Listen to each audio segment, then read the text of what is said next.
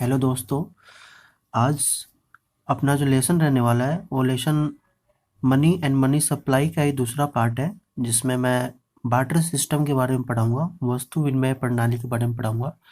अगर आप इम्पोर्टेंस की बात करें तो ये भी पेपर के हिसाब से, पेपर के लिहाज से बहुत ही इम्पोर्टेंट है। ये टॉपिक है, ये है ना। इसमें कुछ बातें हैं कि कुछ कठिनाइयाँ हैं जिनको मैं समझाऊंगा कि बार्टर सिस्टम में कौन कौन सी कठिनाइयाँ आती हैं, बार्टर सिस्टम क्या होता है ना। तो शुरुआत करते हैं पहले कि बार्टर सिस्टम होता क्या है। बार्टर सिस्टम वस्तु विनिमय प्रणाली का मतलब है वस्तु का विनिमय वस्तु से। विनिमय मतलब लेन देन। अभी जब हम वस्तु को खरीदने जाते हैं, वस्तु हम लेते हैं, कोई वस्तु मान लीजिए अगर हम कॉपी ले रहे हैं, कॉपी खरीद रहे हैं दुकान से, तो कॉपी के बदले हम क्या देते हैं? दुकानदार को पैसा देते हैं, है ना।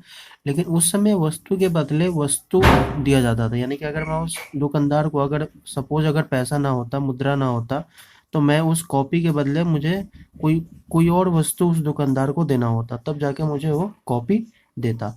तो वस्तु विनिमय प्रणाली वह प्रणाली है जिसमें वस्तु का विनिमय वस्तु से किया जाता है, वस्तु का लेन देन वस्तु से किया जाता है, वस्तु के बदले वस्तु बदला जाता है ना। तो ये सारे कंसेप्ट है, उसी को हम कहते हैं बार्टर सिस्टम। इंग्लिश में बार्टर सिस्टम कहते हैं, या तो हिंदी में कहते हैं वस्तु विनिमय प्रणाली।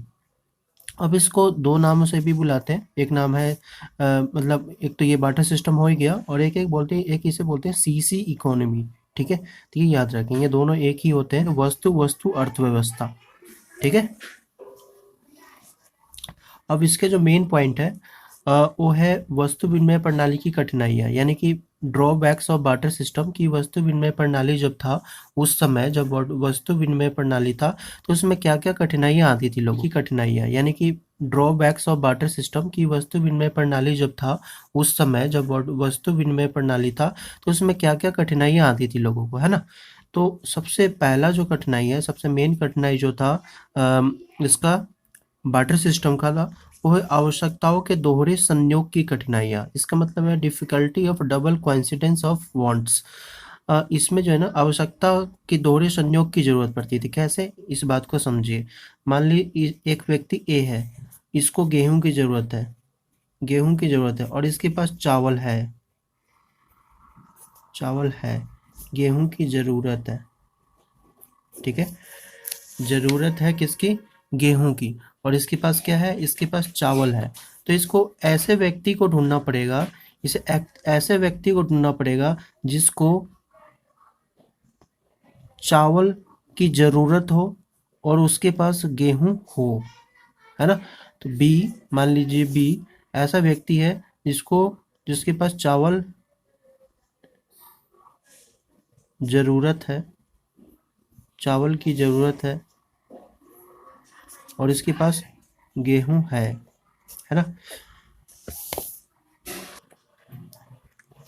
अब इस कोइंसिडेंस को ढूंढ पाना बहुत ही मुश्किल होता था, है ना, क्योंकि उसे बहुत से ऐसे लोगों से मिलना पड़ता था जिनके पास गेहूं तो होता था, लेकिन गेहूं की जरूरत तो होती थी, लेकिन उनके पास गेहूं होता था लेकिन चावल की जरूरत नहीं होती थी, क्योंकि इसके पास ए के पास क्या है? चावल है। चावल के बदले ही वह गेहूं लेगा, है ना, क्योंकि उसको गेहूं की जरूरत है।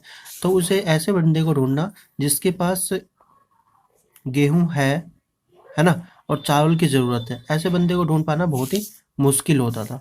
ये क्वांटिटी था, डबल कॉन्सिडेंस ऑफ वांट्स, ये सबसे पहला कमी था। इसको दो। अगला है lack of system of storage. दूसरी कठिनाइयाँ जो है वो मुद्रा संचय का अभाव। सपोज आपके पास धान जो है, से धान या गेहूं बहुत ज़्यादा हो गया आपके पास, है ना, खाने से ज़्यादा आपके पास गेहूं और दाल हो गया। अब उस समय क्या होता था? उस समय तो आप बेच के मुद्रा तो ले नहीं सकते थे। अब इस धान और गेहूं को संचय करना, उसको संचय करना मतलब बचा के रखना, कितना स्टोरेज करना कितना मुश्किल था ना, है ना। ज़्यादा से ज़्यादा कितने दिन आप स्टोरेज करके रख सकते थे? 6 महीना, साल भर, है ना, 1 साल। उसके बाद तो ख़त्म हो जाएगा, ख़राब हो जाएगा, है कि नहीं। और तो उस समय जैसे स्टोरेज करना बहुत ही मुश्किल था चीज़ों को, लेकिन और उसके मूल्य का lack of system of storage, उसके मूल्य का संचय करना मुश्किल था। लेकिन अब क्या है? अगर आपके पास धान है तो आप उसको बेच दें, बेचकर पैसा ले लें और पैसे को आप संचित करके कितने दिन तक रख लें और उस पैसे का उपयोग करके आप जब चाहे जो चीज़ खरीद सकते हैं। लेकिन उस समय ऐसा नहीं था, है ना? उस समय आपको ये चीज़ें बचा के रखनी पड़ती थी ताकि आगे जाकर आप उसके बदले कोई और वस्तु खरीदें, है ना? लैक मूल्य संचय का अभाव। और अब क्या है, आपके पास धान और गेहूं है तो धान गेहूं को बेच दो, बेच के पैसा जमा कर लो, पैसा जमा कर जब मर्जी तब तुम साल में या 1 साल बाद 2 साल बाद कभी भी तुम कुछ भी खरीद सकते हो, है ना? लेकिन उस समय ऐसा नहीं था। भविष्य में किए जाने वाले भुगतान प्रणाली का अभाव। सपोज उस समय की बात बता रहा हूँ जब मुद्रा नहीं था, तो 1 केजी गेहूं अगर आपसे कोई ले रहा है तो अब वो अगर वादा कर रहा है कि मैं आपको 1-2 महीने बाद गेहूं लौटा दूंगा, तो क्या 1 केजी गेहूं जो लौटाएगा क्या उसी क्वालिटी का होगा?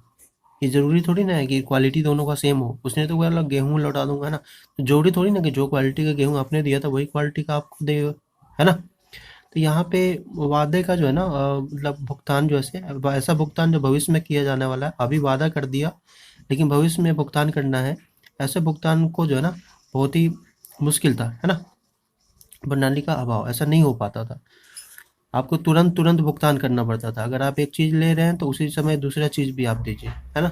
ऐसा होता था। उधारी का मतलब बहुत ही कम सिस्टम था। मूल्य की सामान्य इकाई का भाव। अभी हम सभी चीज़ को किससे नापते हैं? मुद्रा से नापते हैं। अगर आप कार खरीद के ला रहे हैं, अगर आप कार खरीद रहे हैं तो आप क्या बोलते हैं कि आपकी कार 4 लाख की है। अगर आप घर खरीद रहे हैं तो आप बोलते हैं कि ये घर 50 लाख की है ना? तो आप सबको किस में नाप रहे हैं? सबको आप मुद्रा में नाप रहे हैं। लेकिन उस समय क्या होता था, उस समय की बात बता रहा हूँ, मूल्य समान इकाई का भाव कैसे था? अभी तो हम मुद्रा में नाप दे रहे हैं सभी को, तो उस समय वस्तु को जो है ना वस्तु से नापा जाता था, वस्तु की कीमत वस्तु से नापा जाता था। इस चक्कर में जो महंगी वस्तुएं होती थी उसको भी सस्ती वस्तुओं से बदल लिया जाता था। जैसे कि आपके पास है ना घर को बेचना है तो घर का मूल्य कैसे लगता था? घर अगर बेचना है तो अगर आपको उसकी ज़रूरत है, क्या बोलते हैं, आपको आपको घर बेचना और आपको कार की ज़रूरत है मान लीजिए, तो 4 कार। आपके घर का मूल्य किसके बराबर लग रहा है? 4 कार के बराबर। पैसे में नहीं, कैलकुलेट नहीं हो रहा। अगर आपको अगर ज़मीन बेचना है, अगर ठीक है, ज़मीन का मूल्य कैसे लगेगा? 4 या 5 घोड़े, है ना? एक ज़मीन, 1 कट्ठा ज़मीन के बदले 5 घोड़े, है ना? तो यानी कि सभी चीज़ों का मूल्य जो है ना 1 रुपये से नहीं नापा जाता था बल्कि वस्तुओं से नापा जाता था, है ना? इस चक्कर में एक महंगी से महंगी वस्तुओं को सस्ती से सस्ती वस्तुओं में बदल दिया जाता था, क्योंकि उस समय आपको मजबूरी होती थी। आपको ज़रूरत है ज़मीन बेचने की, आपको घोड़े की ज़रूरत है ना?